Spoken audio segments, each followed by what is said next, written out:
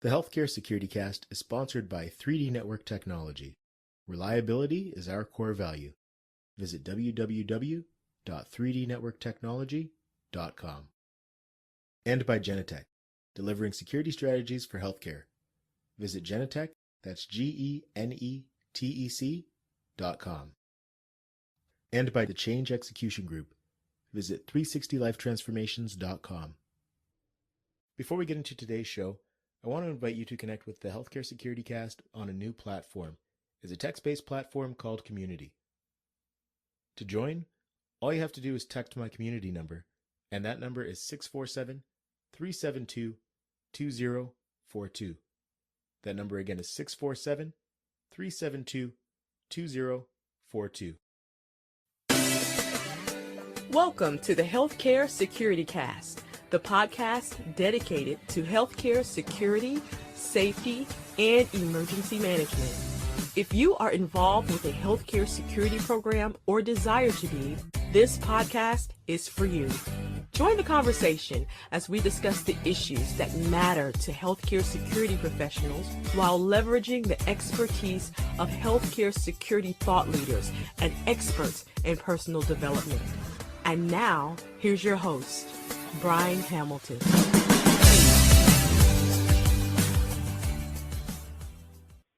Welcome to the Healthcare Security Cast for Tuesday, November the 17th. I'm joined today by Bryan Warren. Bryan, thanks for joining us today. Thank you, Brian. I really appreciate the invitation. It really is an honor to be here among some of your other folks that have assisted you with this. Thank you very much. You're very welcome, and I'll echo that it's a pleasure and an honor to have you on here. Now, you know where I'm going to go with the first question. Okay. Who is Bryan Warren? I'll give you the condensed version. So Bryan Warren, I've been in the healthcare field now. It'll be 32 years. Started as a night shift officer, and I would say that the driving goal, if you will, that kind of pushed me forward was if I saw something that could have been better or could have been done better, policy, procedure, process, whatever the case is, I've always tried to either make it better or get those that could make it better to understand why it needed some kind of improvement. And I think that served me well. You know, the old saying is leave things better than you found them. And I've always tried to do that. And I was very fortunate and privileged that through doing that and through taking some opportunities and going out there and taking the initiative to meet with other people, not only in the healthcare security industry, but in law enforcement, in public and private agencies, to really help each other understand how we could all work together to make things better. And it was challenging at times. Some people not only think that they know best, they know that they know best. Just ask them. But that's okay. That's okay. So started as a night shift security officer at a local healthcare facility. I was in school for criminal justice at the time, paying my way through college and working third shift and going to school day shift. And so that got pretty tough. Then luckily had some advancement opportunities, and then just went from there and saw some opportunities to work with people in the profession, discovered IAHSS early on, very lucky to have done that. And so, it's been quite a career to say the least. I've been doing full-time consulting now for about 18 months. And this has been obviously a challenging year for so many people for so many reasons, but I do enjoy the consulting, and I still enjoy, going in and figuring out things. I was an investigator for many years. That was part of my duties, and I just really enjoy that whole, let's take something and take it apart and see if we can make it better. And if we can't make it better, let's see if we can get permission to show this to someone else as a best practice so that we can all help one another. Excellent. And you touched on your career a little bit, and you kind of left off with some of the advancement opportunities that you had. Do you want to dive into those a little bit and share how you've gotten to the consulting role that you're in today? Sure. Yeah, I'd be happy to. Again, started as a night shift patrol officer at a hospital, was there for a couple of years, and, moved up into some team lead and those types of positions. I then moved to a different facility. It was actually a bit of a unusual situation. So as I mentioned, I was in college, criminal justice, early 20s, looking to go through my basic law enforcement training, get on with a local PD, and my mother suffered a stroke, and it was fairly serious. And at the time, and unfortunately this is still the case, there were very limited number of long-term care beds in our region.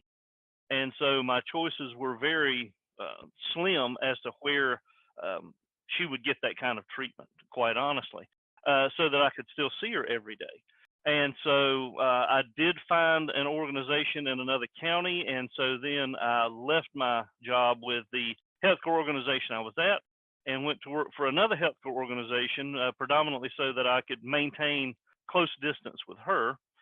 And it was a little bit of a difficult transition because this was a bigger organization, very different organization, very different strategies as far as the way this organization worked.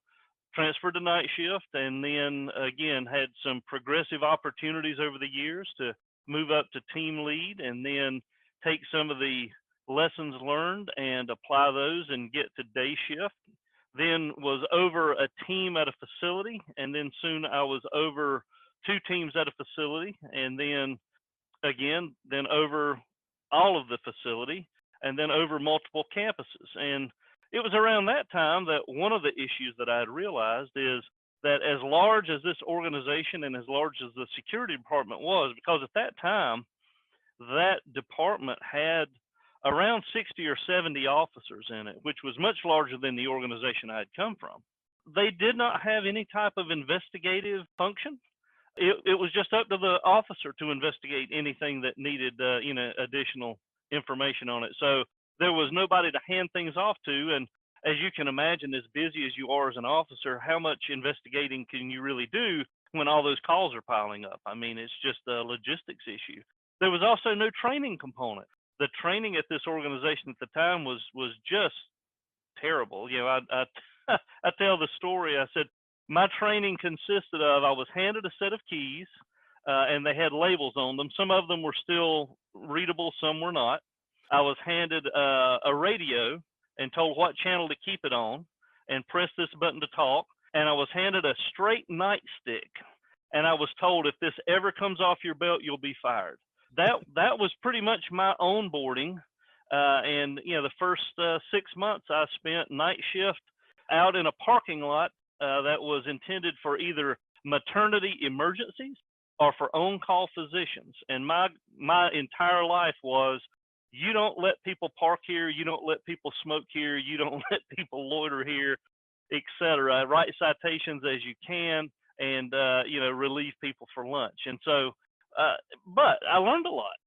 Bryan, when you work night shift, especially in the winter outside, you learn a lot of things.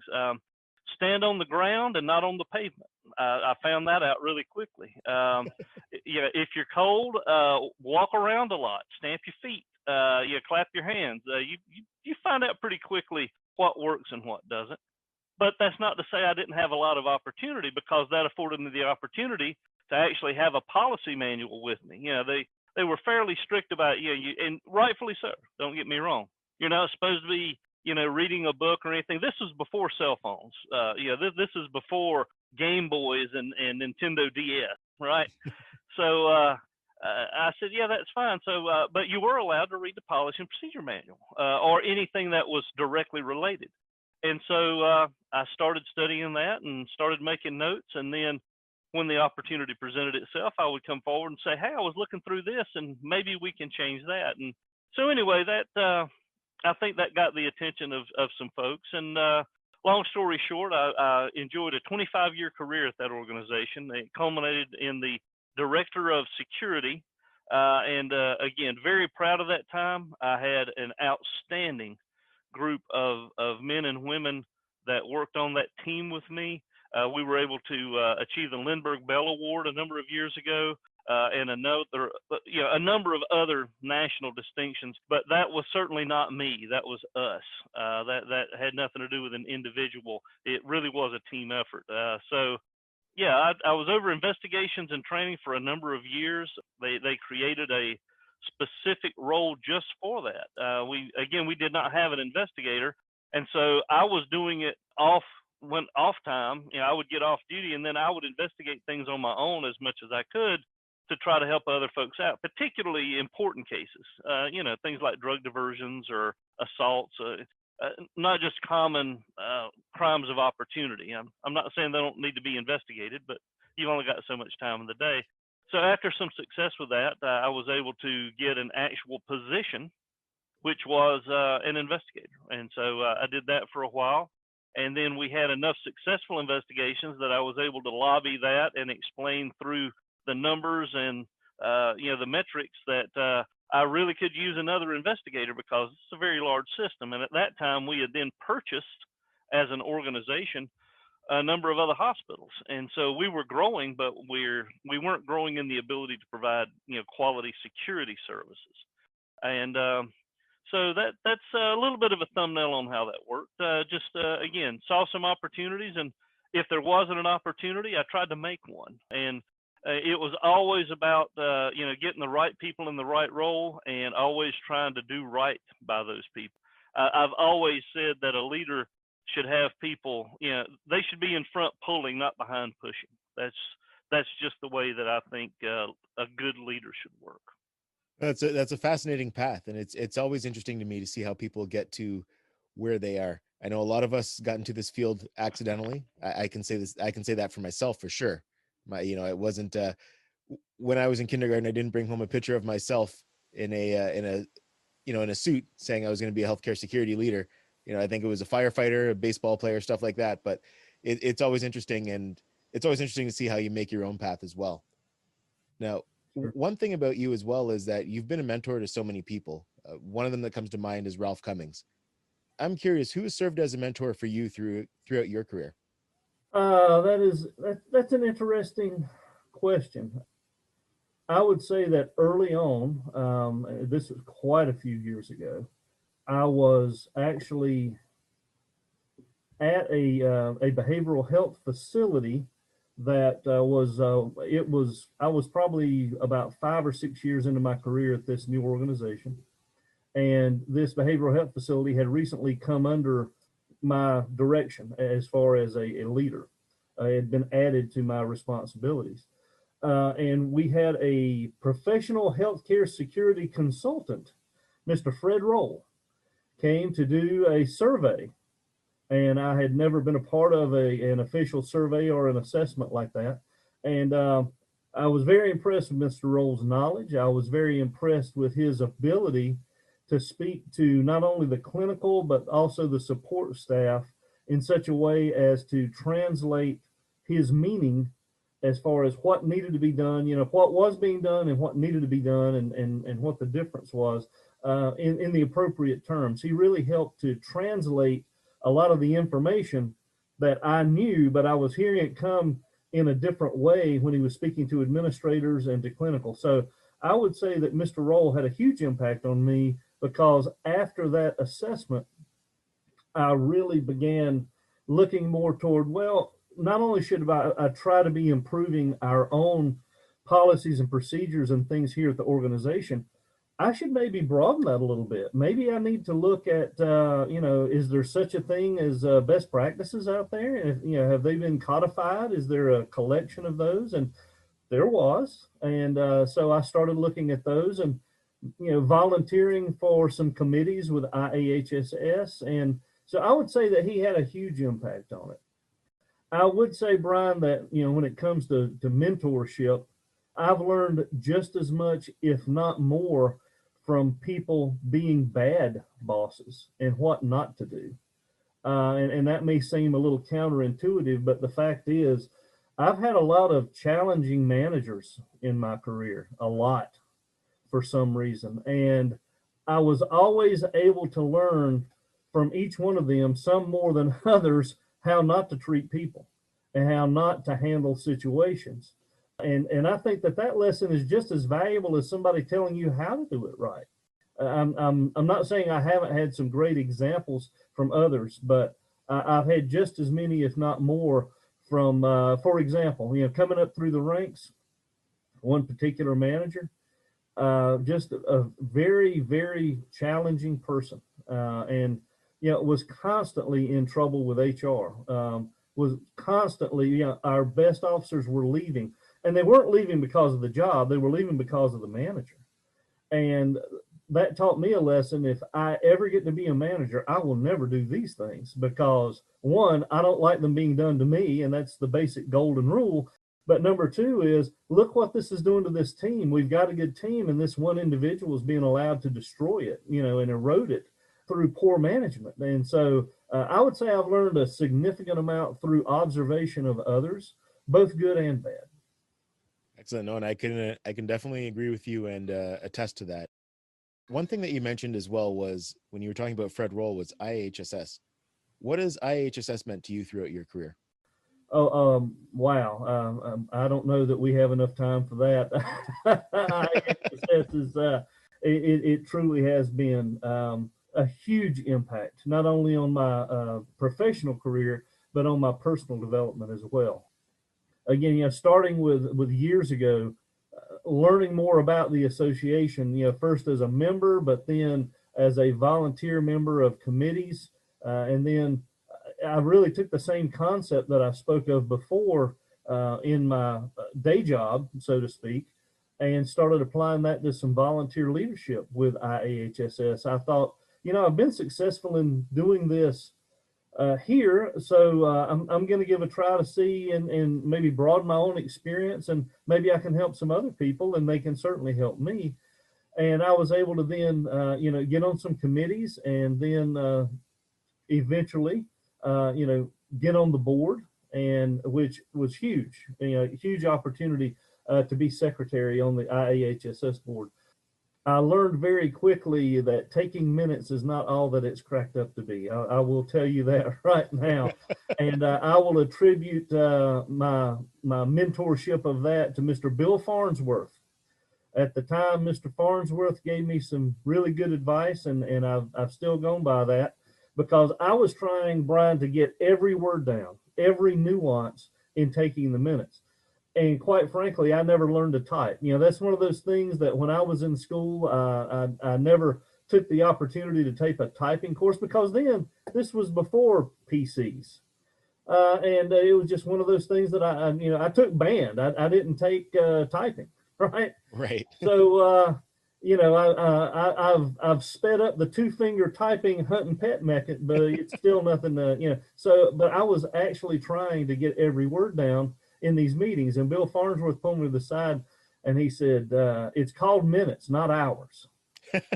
And we kind of laughed, but I realized what he meant, and I was just like, gotcha. And then I watched him do it, and that really helped me understand that this is the way you need to do this. So, I was secretary on the board for a number of years, and it was a learning experience and a fantastic experience. You get to speak to other people from everywhere, right? And learn from them and how they do things, and pass along best practices and share information. And I will say this, that as an association, I didn't realize it at the time, but that was one of the, and still is, one of the most sharing and helpful associations as far as networking that I've ever seen.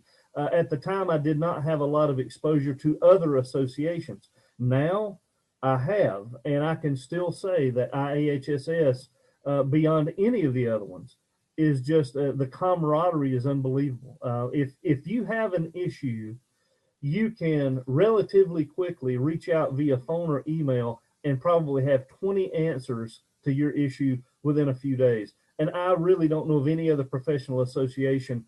It's not that they don't have the knowledge, it's just the sharing of that knowledge. And IAHSS has always been just the epitome of helping each other out. And I can't say enough about that. It's one of the things that make it so unique and so valuable, I think, to anyone that's in the healthcare profession.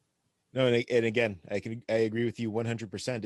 It's one of those things where I've kind of looked at it myself and tried to figure out, I'm involved with this association, but why is it with IAHSS that people are always willing to share information? People are willing to share so much more. And my theory, I guess, is it just comes down to what we do. Like our specific line of work is really just about helping people. And I think it has to be somewhat ingrained in you if you're going to be in this field. I agree with you, and I think it's the shared experiences. I found out, a few years ago, I was asked to, provide some assistance in another country to a healthcare organization, and I was a little apprehensive because I thought, well, never been to this country before, and it is literally on the other side of the world, and but once I got there and started speaking to the people that were doing the job, we do the same job. We just do it in different zip codes. We do the exact same job. Their problems are the same problems. I'm like, you may call it something different, but I know exactly what you're talking about. And here's the way we tackled it. And then I would say, well, here's an issue that we were having, and they would say, well, here's how we, the shared experiences were, I guess, the common ground, if you will. And that exists in other professions. Certainly it does. But I've never seen a group of people that are as willing to quickly help one another. It's not just war stories. It's not just I did this and I did that. It's genuinely, hey, let me help you with that. Or this is a way that we overcame that. Or we never were able to overcome it, but don't do this because you're just going to be wasting, resources and throwing them at them. Not long ago at all, a few months ago, I was speaking with someone who had moved from the predominantly healthcare security field into the academic security field. And we had this exact same conversation, and we were both in agreement that, so many other professions and industries are so competitive with one another. It's almost that even if the individuals aren't in competition with each other, there's this adversarial mindset. I work for company A, so how dare I talk to company B about anything? But how on earth could it not better both company A and B if we've come up with a solution to a problem we both have? And we don't seem to have that issue with IAHSS, but it does seem to be an issue with other industries and other associations. So I'm very proud that, and it's been that way since I've been a member, all these years, and I hope it continues to be that way, and I'm sure it will be. We've got some great people in leadership roles that understand the value of that, and value is a tricky concept. Value is kind of like suspicious. Ask 10 people, you'll get 10 answers. What is suspicious, right? That's one of the key notes when I'm talking about personal safety.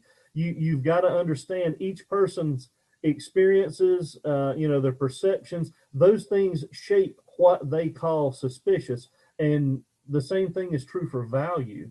But because we have those shared experiences, because we've all been there, we've all worked that ER, we've all worked that crime scene, we've all dealt with the media. We've all tried to stand up to administration given an hour's notice when, you weren't expected to present, but guess what? It's time to step up and come up with something. And through that, we've been able to not only help one another with it, but hopefully document some of this and some of the standards and best practices so that we can help the new crop of people coming in understand how we got there. Excellent. Now, one of the things that I'm excited to talk to you about today as well is your patented staffing formula. Now, oh, sure. Both yourself and Karim Vellani have done a lot of work in this area. And I know a lot of times one of the standard metrics that we're forced to use is the square footage. However, when we're looking at a healthcare environment, that's not an ideal metric at all. No, not at all. Very deceptive. We all know the old adage that necessity is the mother of invention. Is it safe to assume that the lack of an effective formula led to you developing your own? Yes, you were absolutely right. A number of years ago, that one of the many puzzles, so some people have, cars in the yard and they work on one for a little while and then work on another for a little while. Some people have computers taken apart and that they're fixing a little at a time. I had these intangible problems that in my virtual workshop. Then one of the ones that kept coming up repeatedly was, how do you come up with a validation for extra FTEs? Camera systems, there was a somewhat straightforward, I've got X number of areas that need surveillance. I've got Y number of cameras. You do the math, and hey, you know, then you prioritize. I don't have enough cameras for everywhere, but then you prioritize, and then you can work on like a 1, 3, or 5 year plan, you know, as cameras go out or as we get funding. But how do you do that with FTEs? I know how busy we are. I know how many calls for service we have. I know our square footage. But to your point, that doesn't tell the whole story. I've always described security, especially healthcare security. It's not a science and it's not an art. It's a craft. It's a combining of science and art. But I can take the science, which is very important. Don't get me wrong. I'm not discounting that. I need numbers. I need metrics. I need KPIs. But I really need to mix in my perceptions of staff and visitors along with the experience of my personnel and myself. And that's more of the art. That's the intangibles. You know, if you ask the question to someone on a survey, Bryan, do you feel safe? And they say no. And then you say, why? A lot of times they'll struggle with the answer because it's simply not straightforward. It's not a mathematical question, you know. It's more of a conceptual. Well, why don't you feel safe? Well, I don't know. Well, give me some examples. Well, it's kind of dark in the parking lot. And, you know, this happened the other day. And, you know, and so it turns into this, I've got the science part. The square footage is what it is. We can measure it. We can put a number on it. We can name it. You know, I've got these things, but it was missing the art side. So back to the question, yes, it was out of necessity. I needed to validate because at the time we were going through, and this was a number of years ago, but we had just gone through a brutal, absolute brutal efficiency study at the time, and we lost a solid 1/3 of our staffing because the leadership at the time, which I was not a part of, was unable to, you know, to demonstrate the value of security and actually step up and validate. Yeah, unwilling and unable, let's put it that way. And a lot of people lost their jobs. And quite frankly, you know, that was worrisome for a number of reasons. One, selfishly, it meant more work for me because now I have to work a whole lot more and do a lot more shifts and a lot more, you know, things for less pay. But also conceptually, we really impacted the safety of those campuses. We really did, because again, you can only do so much more with less. No matter how you slice it and dice it, there comes a break point, and we were well beyond that. But again, a lot of it came from the ignorance, and I don't use that word in a bad way. I'm ignorant of many things. I use ignorant in the proper phrase, the ignorance of people having the ability to articulate the value of the security personnel and what they did. So that started my journey on putting something together. And, you know, it took me a number of years and a lot of different tries. My gosh, you know, I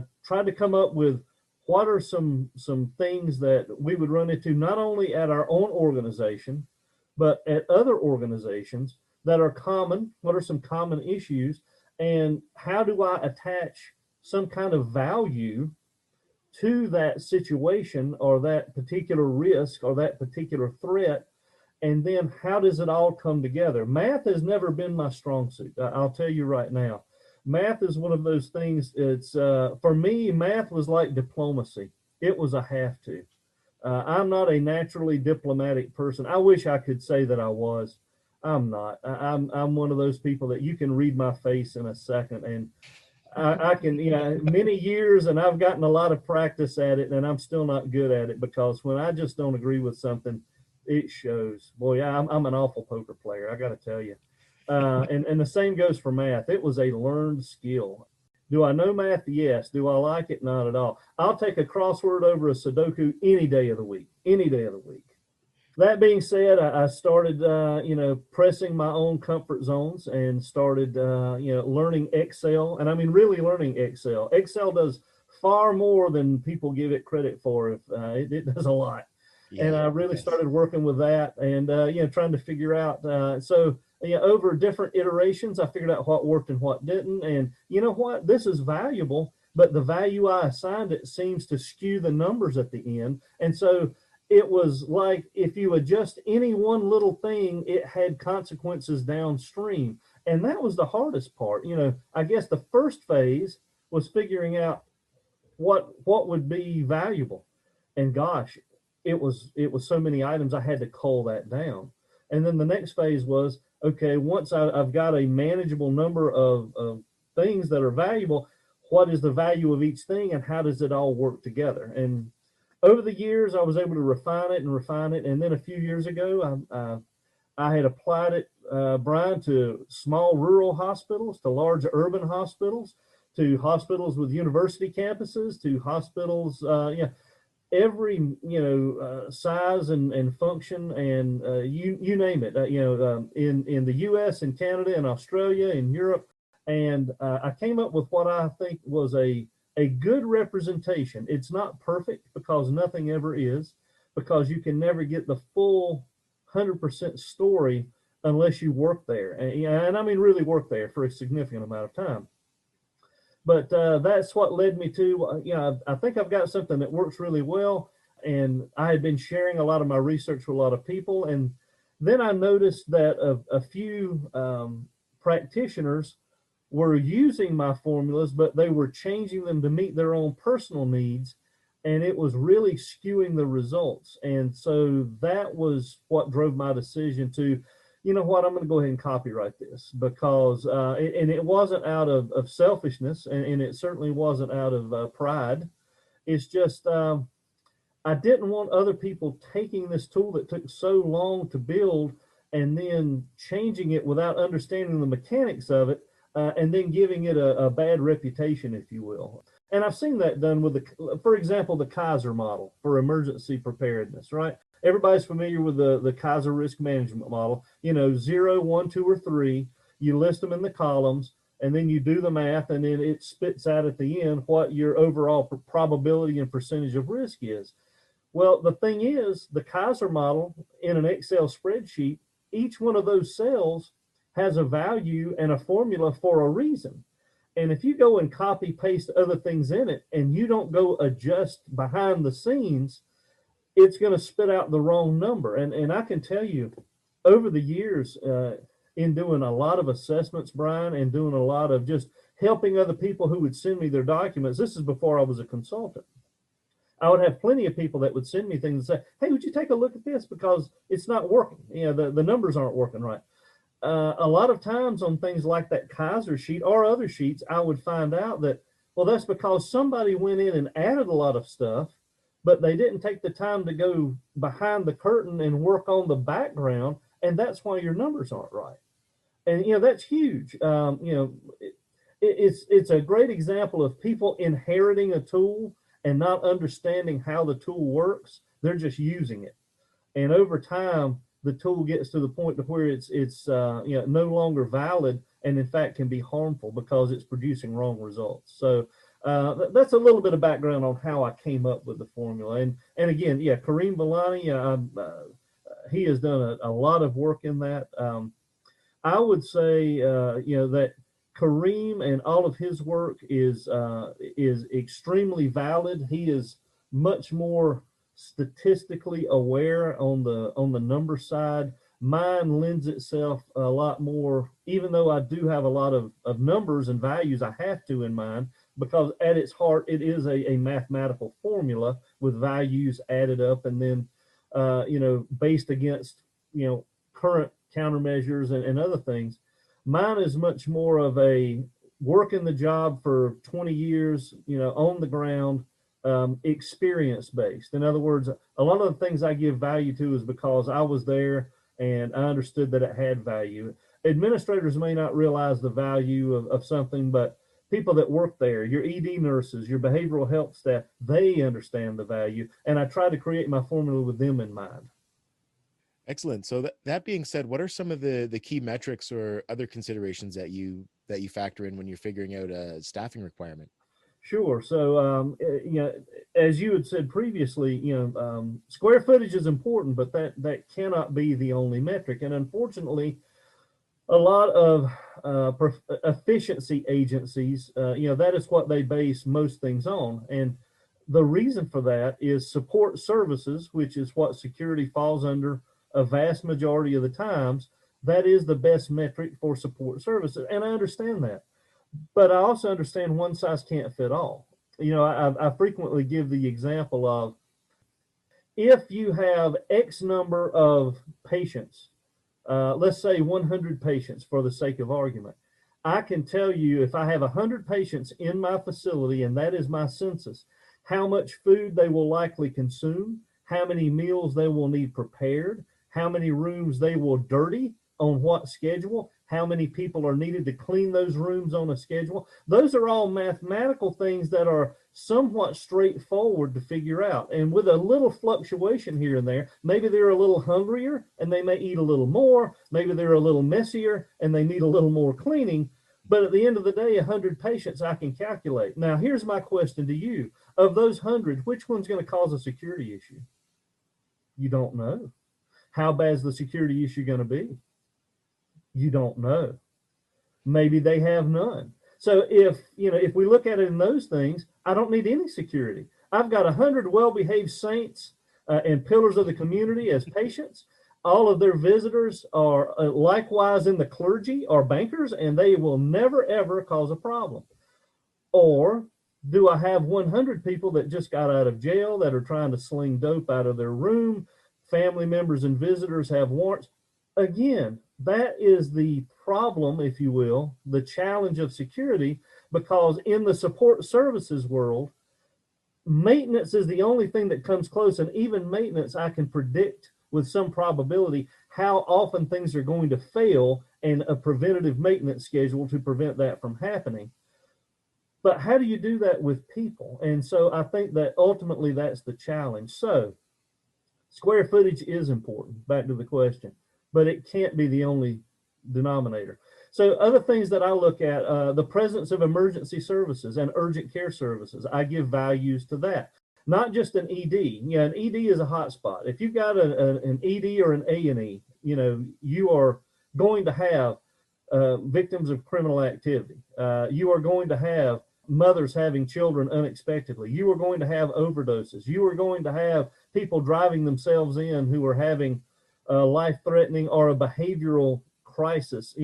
All these things are going to happen. So EDs and urgent cares, they carry separate values in my formula. Trauma unit designation, same thing. All things being equal, if you're a trauma level 1, you're going to get the worst of the worst. You're going to get the really bad motor vehicle accident victims. If you have a helicopter or an airlift service, you're going to get the really, really bad one. So there has to be some consideration on the fact that you offer trauma services and what your designation is and what level of trauma.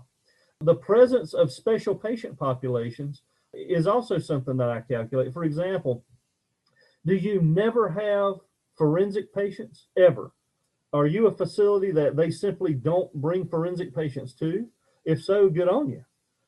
But what if you routinely, have forensic patients? Or what if you have so many, you have a separate division of your emergency department that has been allocated just for the local prison population? That is an issue that has to have some value to it, because you can't count that forensic patient with the exact same as any other patient, because they bring with them certain security risks, namely elopement and flight.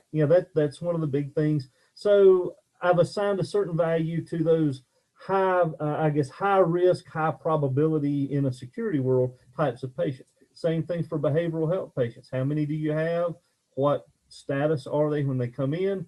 Do you have a psychiatric ED? Some places have a specific ED for that. That's going to have some other risks. Some other things that look at are the presence of labor and delivery. Some hospitals don't have a mother-baby unit, but if you do, you are going to automatically run the risk of a potential for infant abduction and also the potential for domestic issues. If you've worked in healthcare for any amount of time in security, everybody always thinks that the ED, that's the trouble spot.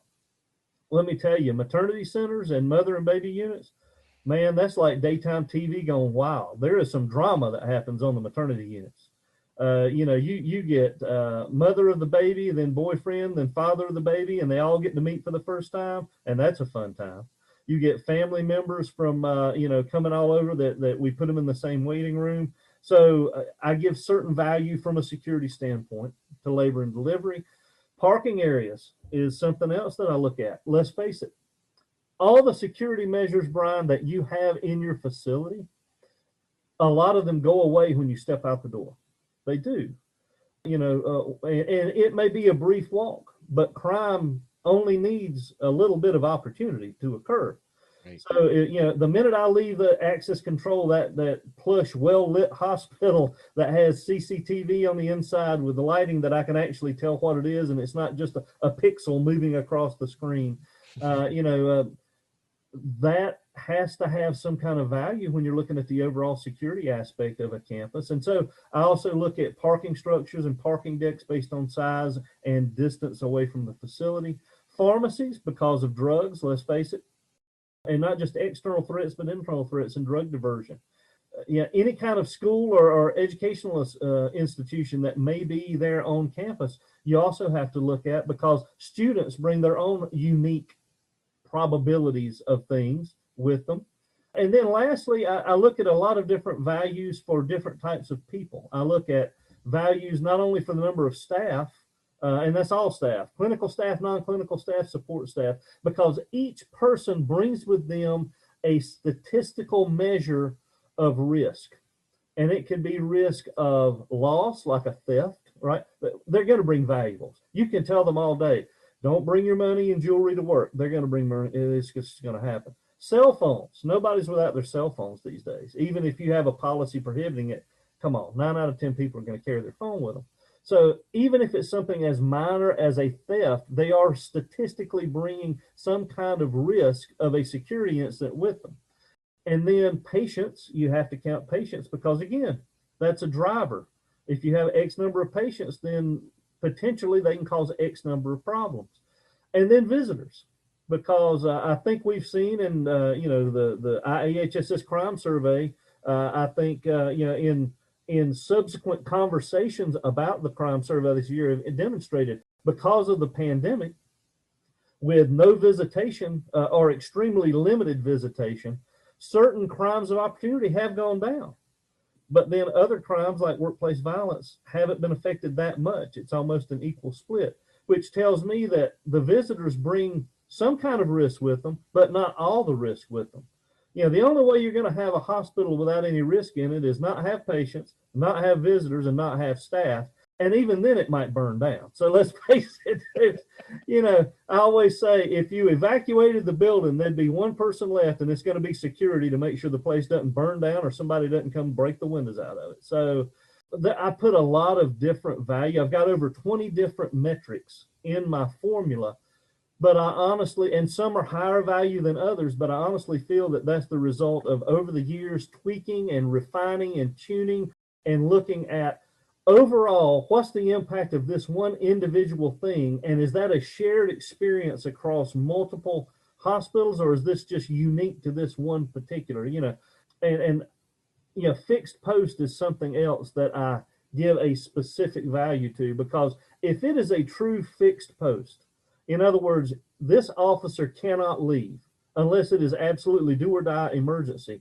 A fixed post, you've got to give that a solid value of an FTE, because you literally aren't supposed to be using that officer for anything else. So how could they possibly be counted toward the total? They have to be in addition to what your FTE contingent is. Every fixed post should have its own value added in as an FTE, actually 4.2 FTEs, because you got to have it 24 hours a day. Right. No, that's some excellent stuff right there. Now, one of the things that I'm actually curious about, do you look at, as far as all the 20 metrics that you use, over 20 you said, do you look at calls for service as well? Is that something that oh yeah, absolutely. Yeah, absolutely. Calls for service is huge. In fact, that has one of the highest values of all of it. I've always said big doesn't mean busy and small doesn't mean not busy. I've seen big campuses that had low calls for service, which may or may not be true. 90% of the time, Bryan, it's because people aren't documenting them properly, quite honestly. They either do not have the proper system to document their calls for service, or they are not counting their calls for service accurately in their system. But I've also seen small campuses that are incredibly busy. So calls for service is a huge value in my calculations. It is probably one of the top 5 drivers as far as, how many people do we need? Well, how busy are you and how big are you? Square footage is a top driver. Calls for service is a top driver. Crime rates of the neighborhood that you're in is a driver. You can have a great program and then set it down in a crime infested area, and you are just going to have issues for no other reason than association of people are going to cross over your property. I see that all the time. And I congratulate people when I look at a crime map, especially a heat map, and I look at the campus and it is a dot of green in a sea of orange and red. I congratulate them, and I bring this forward to administration and say, you may not understand readily what this means, but it means that you guys are doing a heck of a job, because you literally have crime all around you and you are an oasis in the middle of this. And you can't attribute that to the bad guys going, oh, well, we're going to behave there. We're going to break the law on this side of the road and on that side of the road, but when we're there, no, it doesn't work that way. It's because you've got some dedicated men and women doing their job, keeping it safe for your visitors, your patients, and your staff. So I'd also think crime statistics of the area have to be a major driver, because all things being equal, look at the area that you're in. It's true. And that has got to be taken into account. So those are some of the other things that I look at. But absolutely, to your point, busy is busy. I don't care how big you are. I don't care where you are. And if you add in these non-traditional duties that some places have put on some of these officers, again, you really need to look at, and that's something that I've been able to help a lot of people with. A lot of people think as a consultant, I'm going to come in and do a top to bottom, put on the white glove and check the top of thing inspection. I mean, I can do that, but I don't need to do that.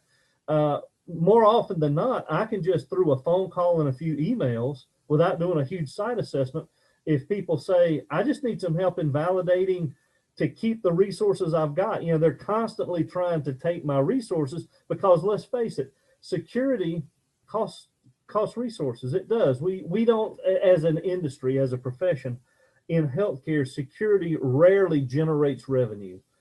Sometimes if you're over the parking, you might, or if your citations have a monetary fine, but it's rare. Let's just put it that way. It's very rare that there's any generation of revenue from the security function. That being said, there's a ton of value from the security function, and maybe you're just not thinking of it in those terms or not calculating it correctly. And I think that, that's something that I've helped a lot of people and continue to help them with is, you've got X number of people. Well, let me help you, you answer these questions and let me look at your program and these non-traditional duties. For example, one client last year, they did not do a very good job on their collection of calls for service and their documentation. They had an outdated system that was homegrown to begin with. And again, nothing wrong with do it yourself, but let's face it, it's probably not going to be as good as something that's designed specifically for that function. And they were doing the best they could, but they were getting lazy about the way they were counting things. So long story short, they had the responsibility of the morgue and the releasing of remains. And a lot of hospitals do for security. Right. But they were only counting it as hash marks. In other words, how many bodies did I release? And so I challenged them and I said, okay, well, I see from this paperwork you released X number of bodies. But how long does it take you to release a body? From the time the service shows up at your door, I want you for the next 30 days to literally take a stopwatch, and I want you to measure how long it takes from the call initiating to getting on site, to doing the paperwork, to putting the name on the line, to them leaving and you locking the door behind them. And when they did that, they had almost 2 FTEs worth of time invested in nothing but morgue duty. Now, we would have never been able to calculate that if they hadn't gotten some ideas on, it's not what you're doing or how much you're doing, it's how quickly and how well are you doing it. That's part of the value calculation, if you will. It's not how much you're doing. Everybody says, I work hard. Well, so does a washing machine. I'm just saying, working hard has not got a lot to do with it. It's how much are you doing and how much value are you bringing? And I help them try to realize some of the tangible and intangible value so they can go forward and explain, this is why I need these resources. And I help, some things are tangible, which are a little easier to work with dollar values and ROIs, but some things are intangible from a perception. And that's why you have to be really good at articulating the narrative. Some administrators like numbers. They're spreadsheet junkies. That's all they work in numbers. But others, especially if you're talking about clinical care leaders, they like to hear a little more of a story to go along with it. The numbers are good support, but they like to hear the why, right? The numbers are the what and the how and the when, but they want to know the why. And that's why I think we, as healthcare security leaders, need to do a better job about mixing those two skills. You might be really good at the numbers, then you need to work on your narratives as far as expressing in words and how to articulate the need for certain things. And if you're really good at telling an emotional story, you probably need to bone up on your math and get a little bit better on the science. And it goes back to that whole, you're either an artsy person, and that's good for you, or you're a science mathematic person, and that's good for you. But we have to be, we have to be both those things. We have to craft those things together to make a plausible argument when we go to validate any kind of resources. Now, have you or any of your clients taken taking that data and taking the opposite approach of showing the cost of not having security? Do you do that as well?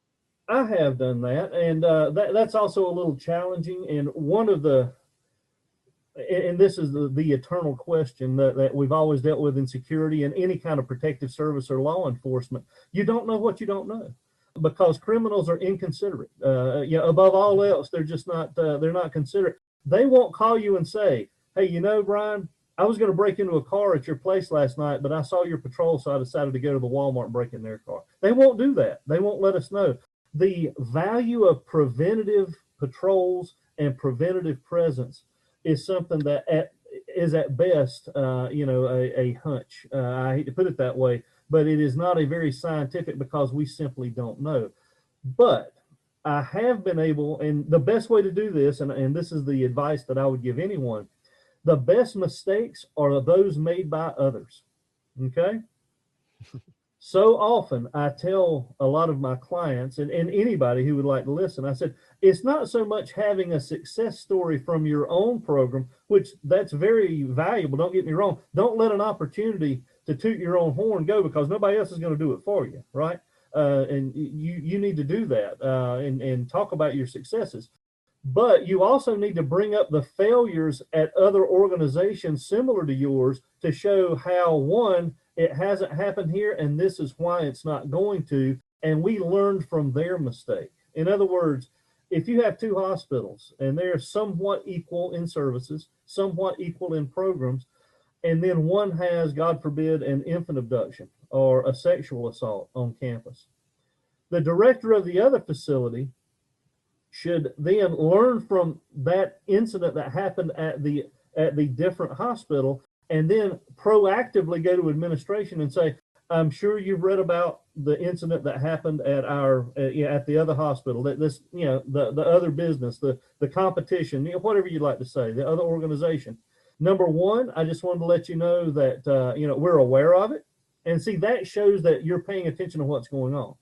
Number two, we've already looked at similar situations and how we're taking proactive steps to make sure that they don't happen here. And number three, after they have dealt with it, we will be more than happy to reach out to them and see if there's anything that we can assist them with, because that's the right thing to do. And I think that's what differentiates, again, the association and healthcare security from so many other industries. I don't know many, even in the security, because let's face it, Bryan, we're all fighting the same fight in security. I don't care if you're working manufacturing, education, retail, we're all fighting the same fight. We're trying to keep people safe. We're trying to keep property safe. We're trying to avoid issues. But I don't know of very many industries that are as forthcoming to offer help, even to the quote unquote competition, as we are in healthcare security, because we understand the value of patient safety and taking care of people. And so, I always tell people, learn from others' mistakes and proactively approach administration, because what you don't want to do is oh yeah, I heard about that sexual assault that happened across town at that other hospital. And then you don't say anything because the next day you're going to get a call from your VP going, hey, there was a sexual assault across so-and-so, and everybody over here is scared, and I need to know what you're doing, and I need this, because you have just, been the target of busy work. You are now going to have to do a ton of work when you could have simply, when you heard about it, you could have made that call and go, hey, listen, VP, I just want to let you know, it's got nothing to do with us. I heard about there was a sexual assault over at so-and-so. These are the reasons why it won't happen here. Hopefully, these are the things we have done to mitigate that. These are the things we have in place to make our people safe. So when you are asked by someone, you have the current information to give to them. That, I got to tell you, is such a time saver. But not only that, but it shows the strategic knowledge of a healthcare security leader rather than being reactive all the time. We should not be reactive. We should be more proactive when we're afforded the opportunity. So back to the question, have I taken the lack, of security? I have, but most of the time it's not because of a "I told you so." Nobody likes to hear that. They don't. I've turned it more into a learning opportunity, progressively moving forward. Next time, learn from this issue that happened somewhere else, even if it's across the country, even if it's in another country. You can still take the lessons learned and then show your administrators how you've already seen it, you understand it, and you've already implemented measures to do the best that you can to avoid it here. Another thing you mentioned earlier was KPIs. What are some of the KPIs that you really like to work with or really like to focus on? Sure. The bread and butter these days is workplace violence. I mean, let's face it. And, that has its own challenges. One of the challenges with workplace violence as far as a KPI is defining what it means. There are some pretty broad definitions of what workplace violence can be. So broad, in fact, that they almost make it impossible to calculate. For example, psychological intimidation. How do I count that as a workplace violence event? And I'm not trying to make light of it. I'm not saying that it doesn't happen. But, when somebody comes to me and says, he was staring at me, okay, well, I feel threatened. Did he verbalize anything? No. Did he indicate through a gesture? Did he make a fist? Did he pull a finger across the throat? Did he make a stabbing type? Did he make a gun with his finger and click it at you? Well, no, but he's just staring at me. And so is that workplace violence? I mean, technically, I guess it could be. But if you count that, then if you have 100 of those and only one actual assault, those 100 starings are going to skew your results, and it's going to make it look like you have a lot, worse problem than you do. So it's challenging. It's challenging in the defining. Now, once you get a good, well-defined workplace violence event, and I've seen places do it a lot of different ways, Brian. Some count everything, which I would not recommend, and some only count overt acts. In other words, physical contact. I would not recommend that. I would recommend coming up with some categories that make sense, but limit them so you can actually count them. That's a great KPI as far as once you get a well-defined workplace violence definition on board, then you can go in. And the reason it's such a good KPI is it lends itself to any department. It's not department specific. It's not, it's very agnostic as far as a KPI because it can happen anywhere and does. And you also have some really good credible benchmarks to go against. For example, in the US, you can go against OSHA. In Canada, you can go against healthcare equivalent of OSHA. But you understand what I mean. There are some legitimate, governmental or regulatory agency benchmarks that you can then take your workplace violence rates and then look at them as a KPI and say, we are here on the scale. We're doing better than the national average. We're doing worse than the national average. We're right on the national average, whatever that may be. Excellent. Now, for my own curiosity, are there any other, obviously we talked a lot about staffing. Are there any other metric formulas that you use or work with frequently? Yes, there are. And again, one of them is related to the value of a security function. Let me give you a couple of examples because I'm more of a visual person. Like I said, I'm not a math guy. But let me explain it this way. So, and I'll go low end, and then maybe one towards a more specific type of situation. If your security program provides things like automobile assist, and a lot of them don't anymore. They've gotten away from that because of liability and other issues. But by automobile assist, I mean you'll jump someone's dead battery. You know, you'll boost their battery if they have a dead battery in your parking lot or parking deck, or you'll unlock their car if they lock their keys in their car, or you'll help them change a spare tire or things of that nature. One thing that you can do, and this is something a lot of people don't do, Brian, is assign an actual dollar value to that as a cost avoidance. And here's the way you can do that. Let's say battery boost, for example. We'll just use that for an example. So let's say that your security personnel currently provide battery boost as a service to staff and visitors. You can call to your local community and talk to 2 or 3 different places and find out how much they would charge you to do the same service. You know, how much would a wrecker service charge you if you're not a AAA member and you don't get any of those benefits? I just mean, you know, okay, $75, let's say, for example. Okay, so I came up with an average. I called 3 places, and those added together averages $75 to come out and boost a battery. That's the tangible value of how much it would cost for a battery boost, right? Right. So I can take that and say $75 times the number of battery boosts I do in a month equals this much cost avoidance for our visitors and our employees. That's math. Now let's take the art side of it. How long would it take that wrecker service to show up in your parking lot on night shift and boost that battery? It may take an hour. That means that you have a visitor or a staff member in a dark parking lot outside of your building waiting on an unknown person, a wrecker service, for an hour. Do you really want them standing out in the parking lot for an hour waiting for an unknown wrecker service? Maybe, maybe not. When instead you could have a professional uniformed security person with customer service skills respond immediately. They could provide the service free of charge. Think about the branding opportunities and the community benefits that come from little things like that, because when people leave and they speak about your organization, they will speak well. Now, I'm not saying that that lends itself to a mathematical formula, but if we put those 2 things together, we have a cost avoidance of X amount and we do this many a month. And if they relied on local services, it's going to do this. But at the same time, those local services take this much time. And let's face it, some of the wrecker services, and I mean no disrespect, they don't look as professional maybe as a nice uniformed officer. Their customer service skills, especially places that do repo and things like that, leave a little to be desired sometimes. Who do you want to be the face of the organization to a person in their time of need? The wrecker service that they're paying $75 to, or the professional representative of the organization who got there quickly, efficiently, showed customer service, did everything to keep them safe? See, that's the intangible, the narrative side. You put those things together, that's a good formula for validating. And that's just one example.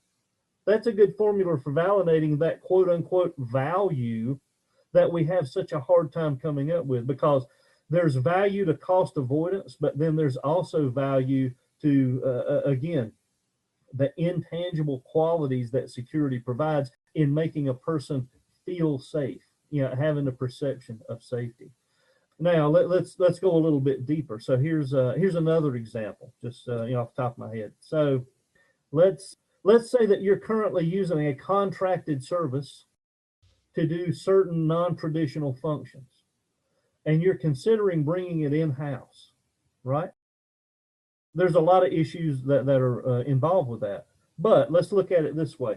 Let's say, just for the sake of argument, that you're currently using a contracted service to provide transportation and services, including behavioral health patients, from the emergency department to a behavioral health facility, right? We'll just use that as an example. And the reason I'm doing this is where the math leans a little more heavily than the art, okay? So let's say that this contracted service, let's say just for the sake of argument, you're paying them $1 million a year, and they're providing X number of transports in that year. and you're thinking about, okay, I'm spending $1 million a year on contracted services. I could bring that in-house for less money and have higher quality, because ultimately that's what we want to do, right? Have the same or better services at a higher quality. Well, how do you even begin to validate that to administration? Because benefits are the killer, right? Because you're not paying benefits to the contracted service. So it's got to be good enough. It's got to have, enough value to it that the benefits can be taken into consideration. Well, think about this. Not only are you looking at the salaries and the compensation and benefits of the individuals providing the service, but you're also looking at the quality of service. But think about this. What is the revenue generating potential of that emergency department bed per hour? Think about that. Because think about it this way. Let's just say, for the sake of argument, and this is a true story, and I won't mention names of clients. I had a client who was relying on third party and to come and pick up a patient, a behavioral health patient that was taking up an ER bed. Sometimes it would take them 4 to 8 hours to show up, to pick them up and take them from point A to point B, right? How much is an ER bed worth an hour? Because every hour a behavioral health patient is sitting in that bed, eating lunch, watching TV, thinking about running away, causing issues. You have a mom and a child in the waiting room with a broken arm or a bee sting or somebody I'm just saying, the presence of the behavioral health patient who is not receiving treatment, and they're not, because it's not a psychiatric facility, they're taking up space of patients that could be receiving treatment, which means that's affecting the bottom line of the organization and revenue. So if you look at that and you go talk to your clinical staff and you determine, you know what, the average ER bed is worth around $800 an hour in diagnostic, in admission, in other things, right? If I can go from 4 hours wait time to 1 hour wait time, that's 3 hours of revenue generating potential that I have given the hospital, because they can get somebody in there 3 hours faster. That's $2,400 per transport. Now, how much is that FTE worth? Because you add those up and it's more than the salary and benefits of a low-level person to do nothing but transports. Right. You just got to get creative with it, man. I'm just saying, it's not going to be handed to you. You got to get in there and ring it some more. And then, man, you think you got every dropout, and then you got to step back and ring it again. You got to get in there and look at it from every angle, because if you can provide that value, from a dollars and cents ROI, hey, look, we're spending this much on the contract service. I can do it for less money and create this much revenue generating potential on the backside. Add that up. Now, how much is it worth to you? It's like an infomercial. Yeah. Now, how much would you pay? Right? It's like an infomercial. But the fact is, think about all the intangibles that come with that. Right. You're getting a behavioral health patient the treatment that they need faster by a professionally trained, customer service oriented, someone who's trained in de-escalation skills, and somebody that has the same values and mission statement of the organization, and not a third-party contractor that is just an hourly player that may or may not have those shared values. You see how this stuff comes together? That's what we've got to be better at. We've all got to be better at taking the numbers and the story and merging them together and coming up with a compelling case. And, security, Bryan, I got to tell you, it can be a passion or a penance, brother. It can. Yeah. You got to be passionate about it. You got to, because if it's, oh man, I got to do this again, then you're probably in the wrong seat on the wrong bus. If you get to the point to where, and I've actually had people in support services say something along these lines, I don't know why they gave me security. I didn't want them. Then that security program's already at a deficit, because you got somebody in a mid-management or leadership level that never wanted it. So how much importance are they going to give to it?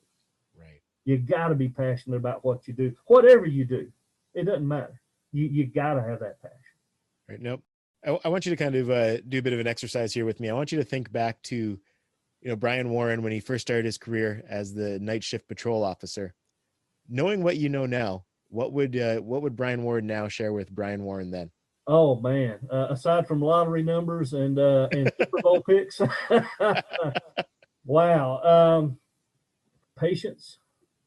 Boy, I was impatient, and to a detriment. And I think that comes with age and wisdom and experience.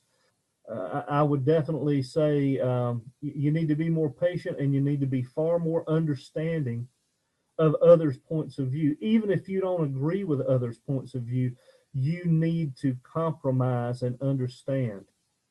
I learned a lot of the lessons I learned, Brian, over the years weren't big, huge, tremendous things. They were little things, but I was very fortunate enough to have my eyes and ears open and pick it up.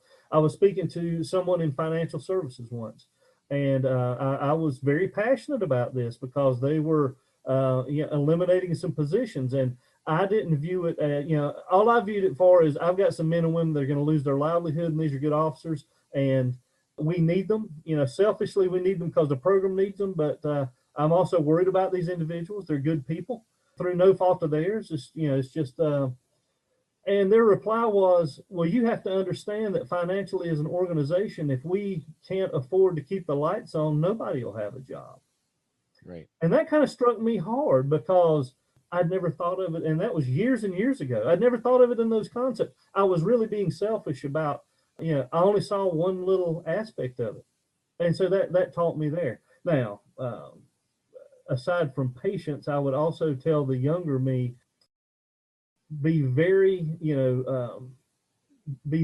careful about the people that you choose to listen to, as far as take advice from, because there are a lot of agendas out there, and that's something else and I think that everybody is naive when they're young to a certain point, even in the security or law enforcement, where the naive gets knocked out of you pretty quick when you start seeing some of the worst of people. It's a shame, but it's true. I would say, watch who it is you're listening to. There may have some other motives. I learned that relatively quickly, but maybe not quickly enough. And you've got to be careful about that. And then the third thing, I guess, would be along those same lines, which would be, especially in healthcare, you've got to understand that you are seeing people at their absolute worst. This is probably not the person that they want to be, but let's face it, nobody comes here because they want to, right? With the exception of having babies or maybe some other good news, most people are already having a pretty bad day if they show up at your doorstep. And so you need to take that into consideration. This is not the person that they want to be. Don't judge them for the one little bit of time that you're dealing with them, because this is probably not the individual 90% of the time. Excellent stuff. Now, just looking at what we've covered so far, is there anything that you want to discuss that I haven't mentioned to this point? No, I think I've rambled on for quite some time. I would just say to anyone that's in the healthcare security profession, continue to help each other out. We have a lot of instances in our profession in which people are coming into it from other professions, retiring from law enforcement or military or government service. And even though we as individuals may at times question why those people were chosen for these particular positions of leadership, that doesn't mean that we should not offer them as much expertise and help and mentorship as we can. It's not a conspiracy against any of us. Just sometimes people are chosen perhaps for different reasons that we don't understand and we don't appreciate. But once the person's in the position, that's not their fault. They were simply looking for a position, and they were awarded a position, and we should then look past that and try to help them as much as we can, and hopefully they will appreciate that and understand what it is we're trying to do. The second thing I would say is, and I've been saying this for years, we collectively need to do a better job of getting us out of the basement and into the boardroom. And it can start with little things like language and perception. You're not a cost center. You're a business enabler. When everybody says, well, your cost center is so-and-so, if it's the right time and place, politely explain to them that you're not just another cost center. A cost center is something that is just a number on a piece of paper. And security is so much more than that. And you may not have the ability or opportunity to explain all the things that we are, but you can certainly put together an elevator speech that will quickly transmit your feelings about, you know what, we're not just a cost center. We're an investment in the safety of our patients and our staff and our visitors. And you should have that put together so that you can politely inform, not correct, politely inform others who don't see security in the same way that we see it. And of course they don't do it. I just think that we're struggling with that as a profession, and sometimes we're our own worst enemy.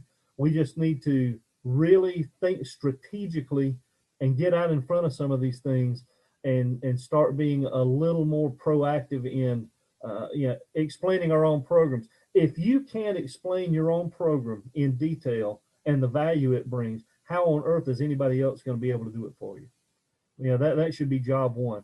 If nothing else, I should be able to speak of the accolades and value of my own program first and foremost. And that's something that is a continual quality improvement thing. We always need to be doing that. Take credit for what you do and learn from others' mistakes, and just be more strategic, because that's the way we're going to have a voice at the big table with the C-suite and administration. And we're not just the support services and the guards.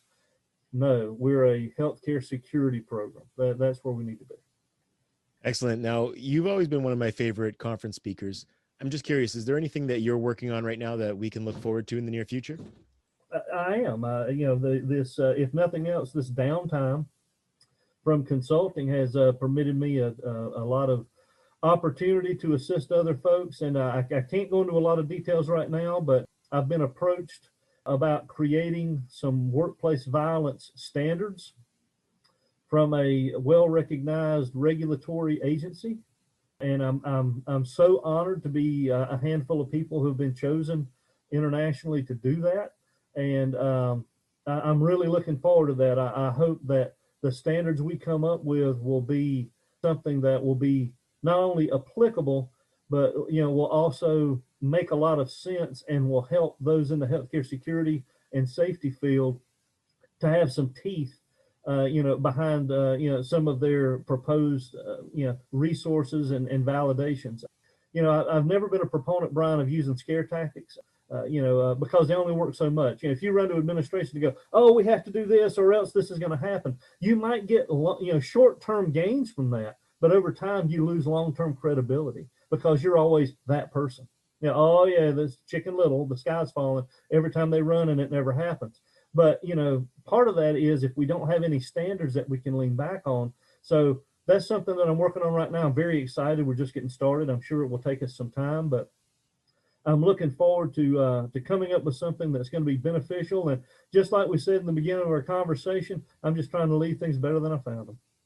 Excellent. Now, as we wrap up, do you have a special message for the Healthcare Security Cast community? I would just say keep communicating, keep networking. We've got technology at our fingertips that would have never been dreamed of 30, 40 years ago, including, Zoom communication, emails. I mean, let's face it, keep in touch with each other, share information. If something comes up, let's talk about it. Webinars are great, but those informal, just dropping into chat can be great, because not only does it keep us in touch and it helps fulfill that human need of communication and camaraderie, but it also is a great information sharing. So I would say keep doing what you're doing, but as busy as you get, always take the time to try to reach out to at least one person a week that you haven't talked to in a while, if for nothing else, to just see how they're doing and check on them and, continue to help each other out. Perfect. Now, in terms of communication, what's the best way to connect with you? Sure. You can go to my website. It is warsec.security.com, WARSEC security.com, all one word. You can certainly email me, Bryan with a Y, .Warren at warsecsecurity.com. And all my contact information is there on the website. And again, if I can assist someone, even if it's just, to talk, a little bit of advice, shared experiences, you'd be a shoulder to cry on or laugh on or whatever. Hey, that's what I'm here for. Here to help however I can. I'm happy to do it. Awesome. Thank you so much for your time today, Bryan. I appreciate it. And I know the whole community will appreciate hearing your words of wisdom as well. Thanks, Brian. Thanks so much. And this concludes another episode of the Healthcare Security Cast. Thank you for tuning in. Join the Healthcare Security Cast community. To join, text START to 647-372-2042. Again, that's text START to 647-372-2042. Follow the Healthcare Security Cast on LinkedIn and Facebook, and join the Healthcare Security Cast community groups on both platforms as well. Follow us on Twitter, Instagram, and TikTok. And of course, you can always connect with me on social media. I'm the only Bryan, B-R-I-N-E, Hamilton, on any of these platforms. For any of these links, visit my website, Bryan, B-R-I-N-E, Hamilton.com. That's BryanHamilton.com. Thanks again for joining us. Tune in again next week when we have a new guest and a new topic. Until then, take care and stay safe.